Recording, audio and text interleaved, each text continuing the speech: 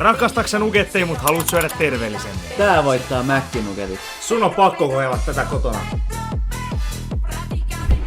Sillä välillä kun broidi kerää itseään lattiat, niin aloitetaan sekoittamalla 500 grammaa kananjauhelihaa ja ruudulla näkyvät mausteet. Kostuta sun sormet ja pyöritä taikinasta nugetin muotoisia nugetteja ja laita hetkeksi pakkaseen. Sillä välillä kun nugetit chillaa pakkases, niin sekoita jauho ja tuttuun tapaan ruudulla näkyvät mausteet.